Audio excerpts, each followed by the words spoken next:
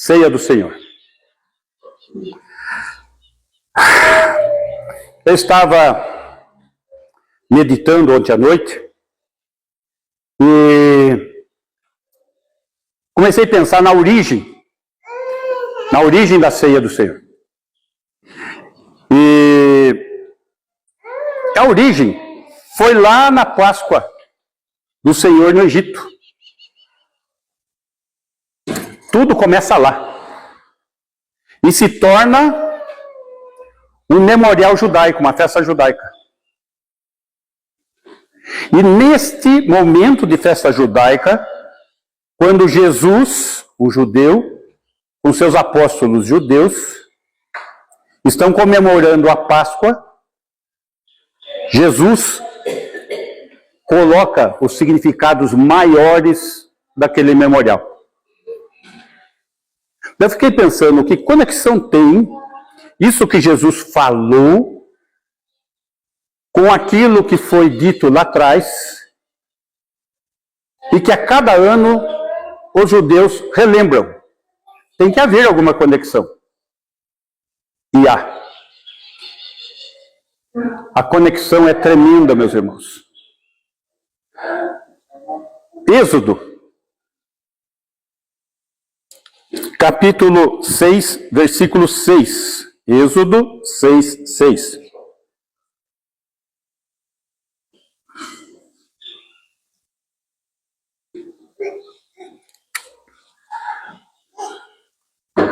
No Seder. O que é o Seder? É o momento festivo da Páscoa judaica. A ordem de serviço.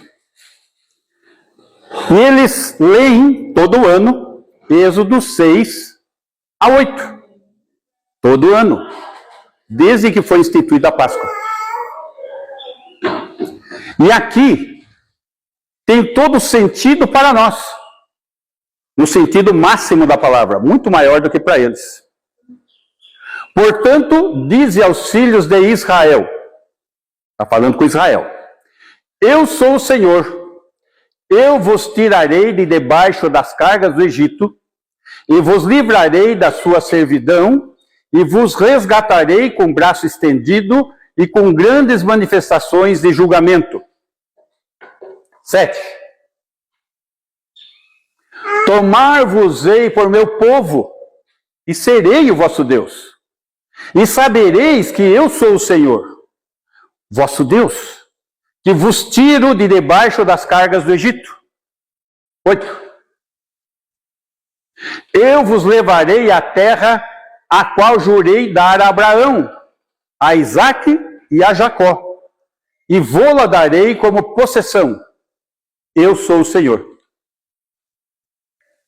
Notem, eles estão sendo tirados da terra do Egito, estão sendo conduzidos à terra prometida. O Senhor está fazendo deles o seu povo para que eles tomem posse daquilo que prometeu a Abraão. Israel. Voltando no versículo 6, vamos ver cada etapa desse ceder e qual o significado maior disso. Portanto, dize aos filhos de Israel, eu sou o Senhor, e vos tirarei de debaixo das cargas do Egito. Esse verbo aqui, tirar, tirarei, ou separarei,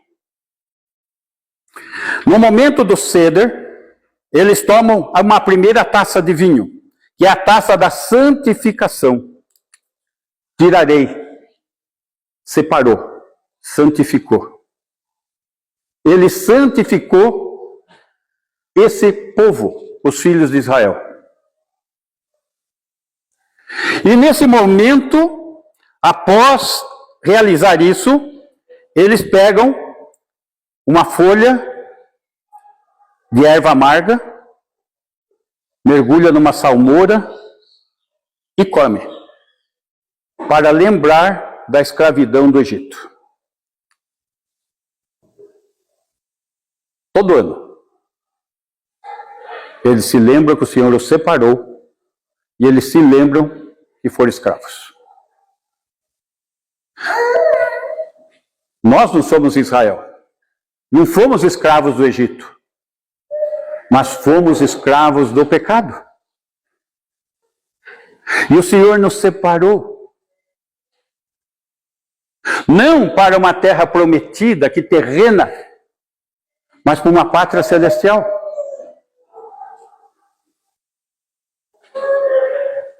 Efésios, capítulo 1, versículo 3. Versículo muito conhecido por nós.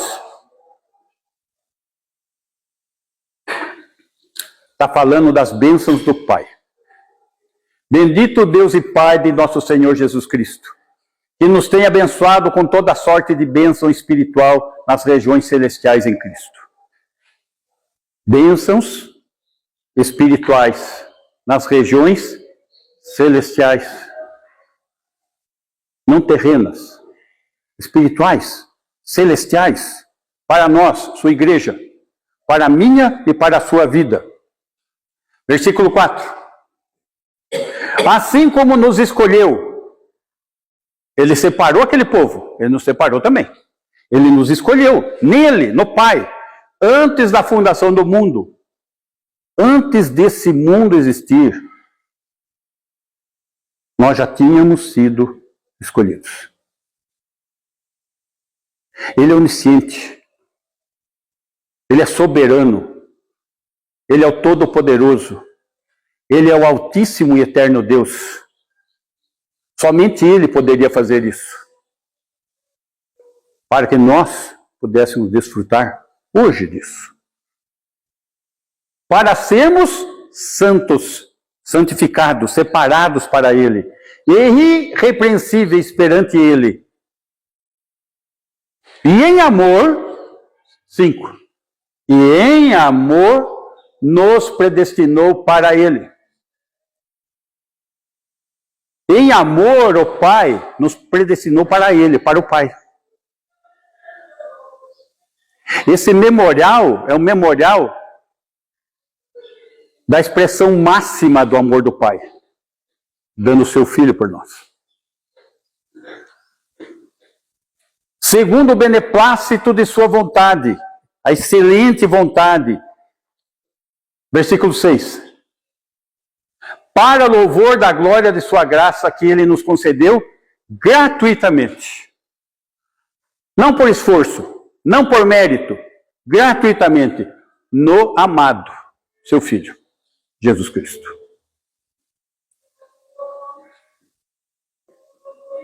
Esse é o ponto. Esse memorial é o memorial da obra de Cristo, que teve início quando? Na eternidade. Antes do mundo existir.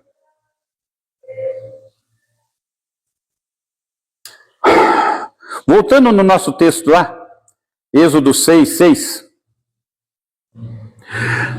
Na Páscoa judaica, agora tem-se início a um segundo copo, uma segunda taça de vinho, chamada Taça da Libertação. Eu sou o Senhor, eu vos tirarei de debaixo das cargas do Egito, e vos livrarei da sua servidão. Essa taça chama-se da libertação, livrarei. E antes da participação dessa taça de vinho, tem aquele momento que parece que tem uma espécie de uma almofada, onde tem 3 folhas de pão asmo. E eles quebram a folha do meio. Para eles não tem esse significado, mas para nós tem. O Pai, o Filho e o Espírito Santo. E quem foi quebrado, foi entregue por nós, é o Senhor Jesus, a folha do meio. E esse pedaço é precioso. E ele é escondido, para que as crianças, durante a festividade, procurem. Para que no final da festa seja trazido de volta, tal é precioso aquele pedaço, o afikomen. porque representa o corpo de Cristo que foi entregue por nós pecadores, gratuitamente. João, capítulo 8, versículo 32. João 8, 32. E conhecereis a verdade, e a verdade vos libertará. Disse o Senhor Jesus que a minha palavra é a verdade. Ela é a semente da salvação. Conhecereis a verdade. A palavra do Senhor, a voz do bom pastor. E as suas ovelhas vão ouvir a voz do bom pastor. Aqueles que foram escolhidos antes da fundação do mundo. Eleitos segundo a presciência de Deus. Resgatados pelo sangue de Jesus Cristo. Versículo 34. 4. Replicou-lhe Jesus: em verdade vos digo, todo que comete pecado é escravo do pecado. A libertação é do pecado, da escravidão do pecado. Note que tem uma conexão lá com aquele texto da libertação de Israel do Egito. Mas só que lá é sombra de algo muito maior, que está aqui. Versículo 36. Se, pois, o Filho vos libertar, verdadeiramente sereis livres. Lá fala, vos livrareis do Egito. Se o Filho, pois, vos libertar, verdadeiramente sereis livres da escravidão do pecado, não do Egito, do pecado.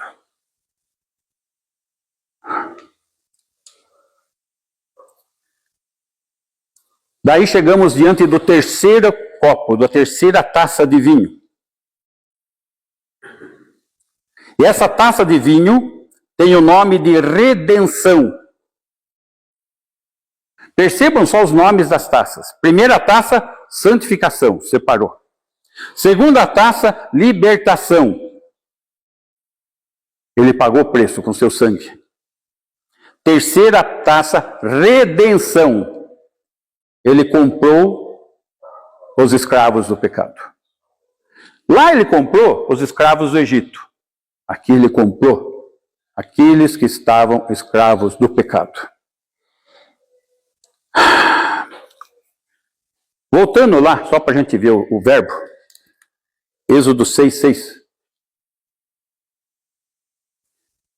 E vos resgatarei com braço estendido e com grandes manifestações de julgamento. Resgatarei. Aqui no hebraico é Goel. Goel está ligado ao parente resgatador. O verbo se fez carne e habitou entre nós, cheio de graça e de verdade. E vimos a sua glória, glória como do unigênito do Pai. Ele se fez homem para ser o Goel, o resgatador, que irá nos resgatar, não da escravidão do Egito, mas da escravidão do pecado. A palavra redenção quer dizer compra de um escravo. Ele se fez parente resgatador. E somente ele poderia fazer isso, porque somente ele é santo. O resgatador, no sentido, lembra lá do livro de Ruth, quando nós estudamos? Boaz foi o parente resgatador.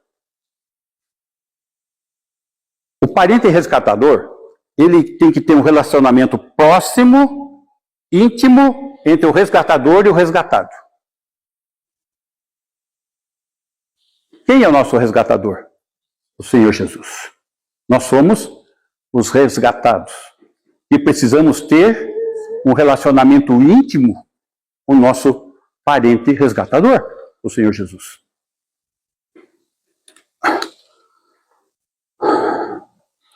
Aqui existe então essa ilustração, essa sombra de algo maior da redenção em Cristo. João Batista fala: eis o Cordeiro de Deus que tira o pecado do mundo. Então nós vemos essa ilustração como esse parente resgatador sendo a oferta perfeita. Capítulo 12 aqui de Êxodo, versículo 5. O cordeiro será sem defeito, macho de 1 ano, podereis tomar um cordeiro ou um cabrito. Onde está a essência da informação aqui?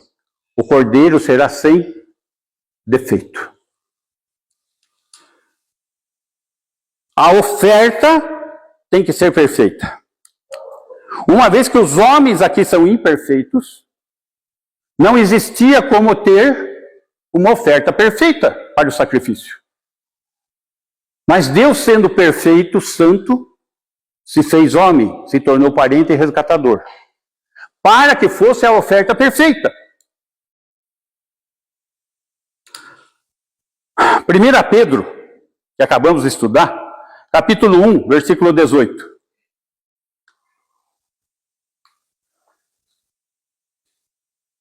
Sabendo que não foi, mediante coisas corruptíveis, como prata ou ouro, que fostes resgatados, está vendo? Do vosso fútil procedimento que vossos pais vos legaram, o pecado. 19. Mas pelo precioso sangue, como de cordeiro sem defeito, como está lá no Êxodo, na primeira Páscoa, e sem mácula, o sangue de Cristo.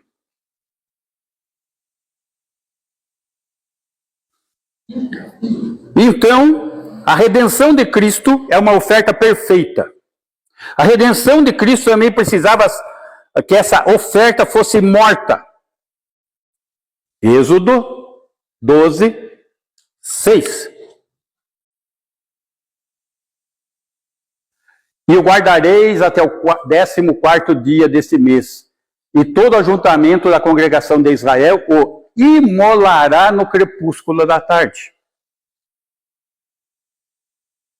A oferta tem que ser perfeita. Eles separaram o cordeirinho no 10º dia. E cuidaram do cordeirinho até o 14º dia. Por quê? Para observar se era um cordeiro perfeito. E uma vez que o cordeiro é declarado perfeito, ele deveria ser sacrificado. No dia 10 de Nissan, Jesus entra em Jerusalém e passa a ser observado para ser sacrificado. No 14º dia, Pilatos declara, lavando as mãos: não tem nada que eu possa, é inocente. Na mesma data, no mesmo significado e no mesmo processo de sacrifício, no 15º dia, o cordeiro era sacrificado às 9 horas da manhã, na 3ª hora. Jesus foi crucificado na 3ª hora. Havia também um sacrifício ocorrendo no templo, nesse mesmo horário. E tinha o sacrifício matutino, às 9 horas, e tinha o sacrifício vespertino, às 15 horas. 15 horas, Jesus expirou. No mesmo momento que o cordeiro no templo expirava. Ele é o Cordeiro de Deus, que tira o pecado do mundo, para que todo que nele crê não pereça, mas tenha vida eterna. O seu sacrifício tem o potencial de perdoar o mundo inteiro. Mas somente aquele que crê vai desfrutar do seu sacrifício.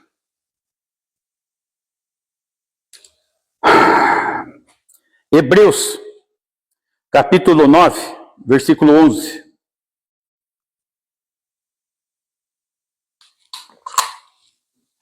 Quando, porém, veio Cristo, como sumo sacerdote dos bens já realizados, mediante o maior e mais perfeito tabernáculo, já feito por mãos, quer dizer, não desta criação, Meus irmãos, vamos prestar atenção em alguns detalhes desse versículo. Quando, porém, veio, ele veio. Ele veio como sumo sacerdote, segundo a ordem de Melquisedeque, não a ordem de Arão, não da ordem levítica. Sacerdote dos bens já realizados mediante maior e mais perfeito tabernáculo. De que tabernáculo ele está falando? Do celestial. Se os irmãos observarem, quando foi construído o tabernáculo terreno, ele foi construído com as medidas, como uma réplica do tabernáculo celestial. E o Senhor Jesus é o sumo sacerdote que veio e que adentrou esse tabernáculo celestial, não com sangue de cordeiro, mas com seu próprio sangue, em favor daqueles que ele escolheu desde antes da fundação do mundo. E não como lá no Antigo Testamento, que o sumo sacerdote entrava no tabernáculo terreno e o povo ficava do lado de fora. A nossa condição é muito superior, porque o nosso sumo sacerdote é superior. Ele entra com seu próprio sangue, nos conduzindo juntamente com ele até o trono da glória do Pai, com seu próprio sangue. Versículo 12. Não por meio de sangue de bodes e de bezerros, mas pelo seu próprio sangue entrou. Ele veio e entrou no Santo dos Santos uma vez por todas, tendo obtido eterna redenção. Vida eterna. Eterno livramento. Por isso o crente não perde a salvação. Porque a obra de Cristo é perfeita e eterna. É o que está escrito aqui.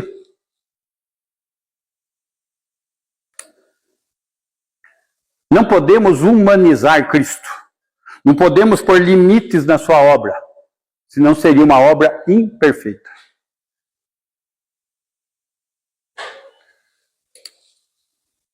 Então, o Senhor Jesus é a oferta perfeita que precisava ser morta e seu sangue aplicado sobre nós. Êxodo, capítulo 12, versículo 7. Notem que a sequência que eu estou vendo é a mesma sequência do texto da Páscoa. Tomarão do sangue e o porão em ambas as ombreiras e na verga da porta, nas casas em que o comerem. Então o anjo da morte estava passando, o sangue do cordeiro era passado nos umbrais da porta para proteger aquela casa da morte. O sangue tinha que ser aplicado nos umbrais da porta. Da mesma maneira que o sangue tem que ser aplicado sobre as nossas vidas. Estão percebendo a conexão das coisas? Hebreus, capítulo 9, versículo 22. Com efeito, quase todas as coisas, segundo a lei, se purificam com sangue. E sem derramamento de sangue, não há remissão.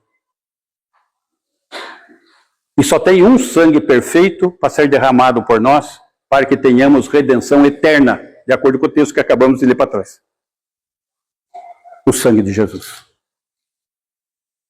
Esse é o sangue da nova aliança.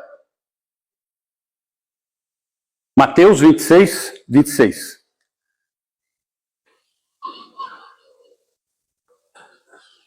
Mateus 26, 26. Primeiro vamos entender o momento cronológico disso. Mateus, Marcos, Lucas, João estão sendo narrados dentro do período que Jesus está com o ministério terreno. A igreja ainda não está aqui. Não existe igreja em Mateus, Marcos, Lucas e João. A igreja vai nascer em Atos 2, em Pentecostes. Então aqui o contexto é judaico, não tem igreja. Então esse é o momento que o Senhor Jesus, na Páscoa judaica, está instituindo um novo significado para aquele momento. Enquanto comiam, tomou Jesus um pão e abençoando-o partiu e deu aos discípulos dizendo: tomai e comei, isto é meu corpo. Isto é meu corpo? Isso não tinha na festa judaica. É o novo significado que ele está dando. Ele é o cordeiro, ele é o sacrifício. 27. A seguir tomou um cálice e tendo dado graças, o deu aos discípulos dizendo: bebei dele todos. 28. Porque isto é meu sangue. Opa, o cálice significava o sangue de Jesus? Não, passou a significar aqui. O sangue da nova aliança. Nova aliança. Das promessas abraâmicas para a nação de Israel. Só tem judeu ali. A nova aliança de Jeremias 31 era a única aliança que faltava selo. Todas as outras alianças já eram seladas. E este é o sangue da nova aliança. Ele está selando esta aliança. Por isso que eu coloquei um guarda-chuva aqui. Que a igreja está debaixo das bênçãos da nova aliança de Israel, no sentido espiritual. É o que nós vamos ver no texto de Coríntios, que é para a igreja. Derramado em favor de muitos, não são de todos. A salvação não é universal, é para aquele que crê. Para a remissão de pecados. Sem derramamento de sangue não há perdão de pecado. 29. E digo-vos que desta hora em diante, note, nós vimos que são 4 taças. A terceira taça é a taça da redenção. Eu pessoalmente creio que Jesus, quando chegou na terceira taça da redenção, ele falou: este é meu sangue.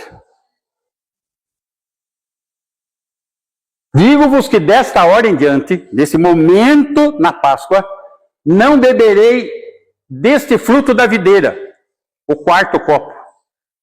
O 4º copo de vinho chama-se a taça do reino. Ele não bebeu a 4ª taça. Ele não bebeu a taça do reino. Não beberei deste fruto da videira, até aquele dia em que hei de beber novo convosco, aonde?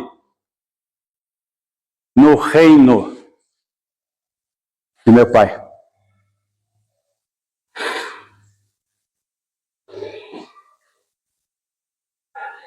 Meus irmãos, está claro isso? Só que mais de 90% da cristandade não sabe disso e não crê nisso. Atropela pensando que... Eles acham que Israel e igreja é a mesma coisa. Mistura tudo. Aí já está falando já... Isso. Por isso que eu estou falando da cronologia. Agora, vamos chegar nas cartas para as igrejas. 1 Coríntios, capítulo 11, versículo 23.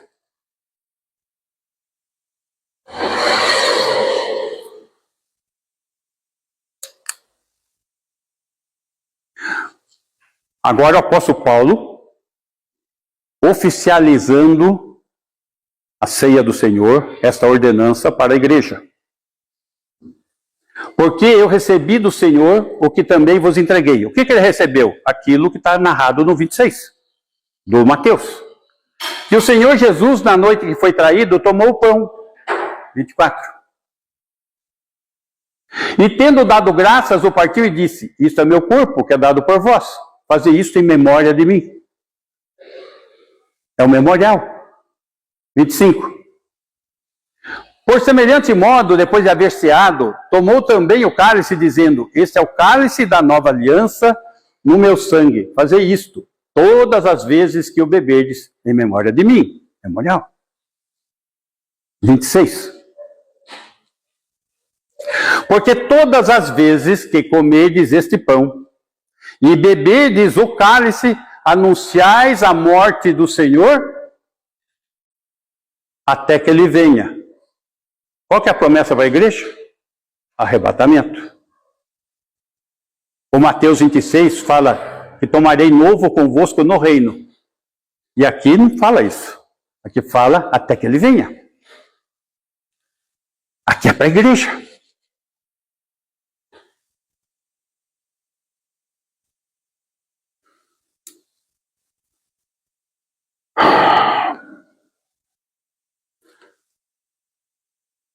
Na festa judaica, no Pêssego,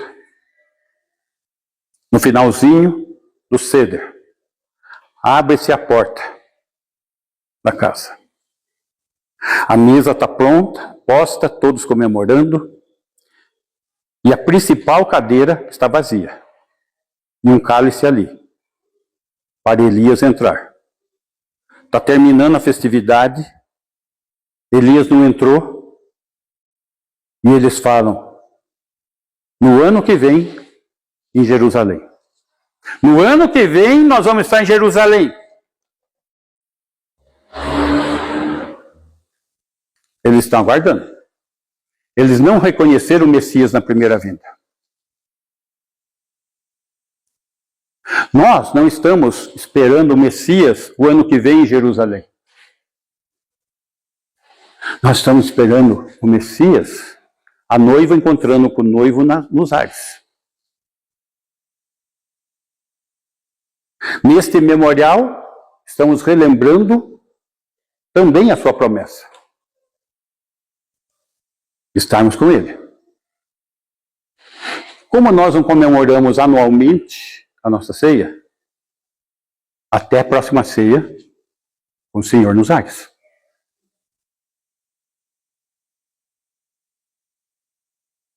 Essa é a obra de Cristo. Este é o memorial da ceia do Senhor.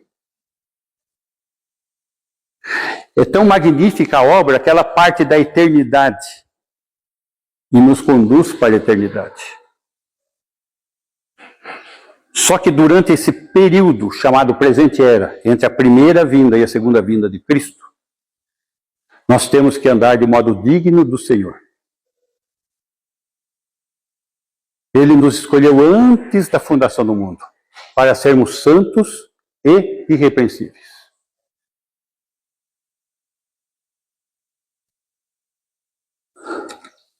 Vamos participar desse memorial, compreendendo seu significado.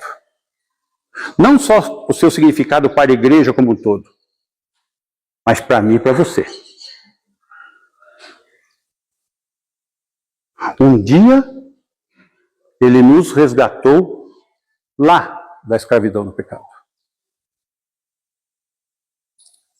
E diz a palavra de Deus que nós nos envergonhamos daquilo que aconteceu antes.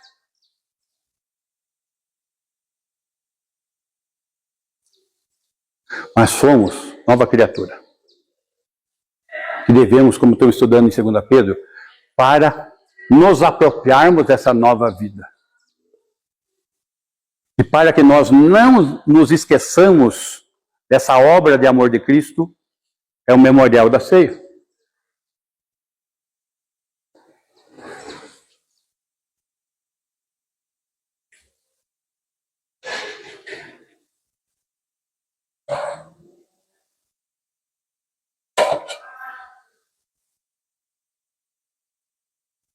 Eu vou fazer o seguinte, eu vou deixar aqui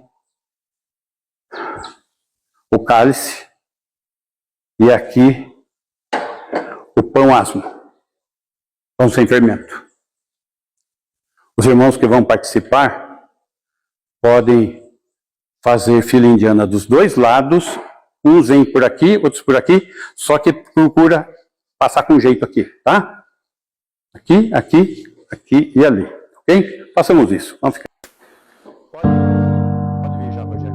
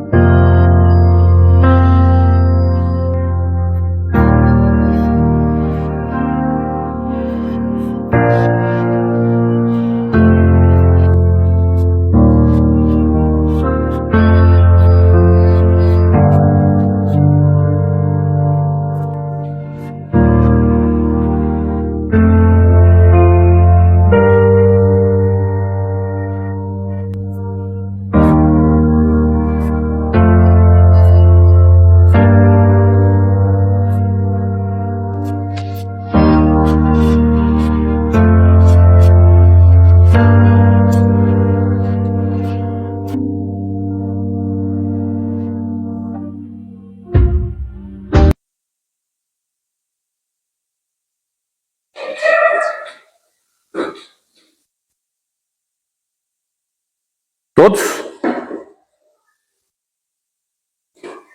Disse o Senhor.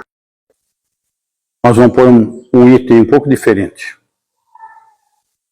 Na véspera do seu sacrifício, Jesus lavou o pé aos apóstolos. Nós vamos ter que dar um jeitinho aqui de lavarmos os pés.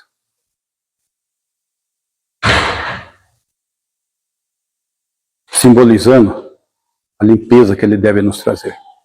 A purificação de pecado que ele nos traz. A nova vida que temos à nossa frente. Oremos. Senhor, queremos elevar o teu nome por tão grande obra que o Senhor fez em nossas vidas, como parente resgatador. Um relacionamento íntimo entre resgatador e resgatado. Gratos, ó Deus, por tudo que o Senhor tem feito. Clamamos o agir misericordioso, Senhor, da tua boa mão para completar a obra. Sustenta-nos, Senhor, com teu braço forte. Dá-nos, Senhor, da sua boa companhia. Que possamos, Senhor, desfrutar do sacrifício do Cordeiro. O Cordeiro de Deus, o nosso Senhor Jesus. Que possamos desfrutar, Senhor, do seu poder que venceu a morte. Que se coloca, Senhor, à destra do Pai e adentra o tabernáculo eterno, Senhor, com o seu próprio sangue, conduzindo a mim e a cada um dos meus irmãos, diante do trono da glória. Grato, Senhor, por tão grande amor. Grato, Senhor, por imensa obra tão personalizada em cada um de nós. E que possamos, Senhor, cumprir o propósito eterno que o Senhor colocou sobre nós. Sermos santos e irrepreensíveis. Porque em amor o Senhor nos predestinou. Que possamos produzir o fruto do amor em nossas vidas. Gratos pelo Espírito que o Senhor concede a nós. Para que possamos andar, caminhar na força do seu poder. Para o louvor da sua glória. Assim oramos em nome de Jesus. Gratos por este memorial. Memorial de amor e de poder. De um Deus vivo e presente. E que o amor de Deus, o Pai,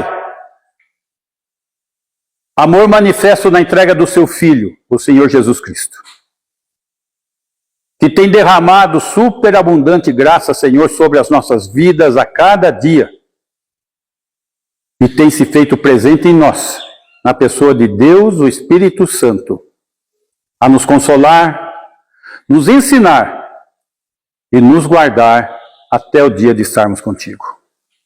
E assim seja com a tua igreja hoje e sempre. Amém.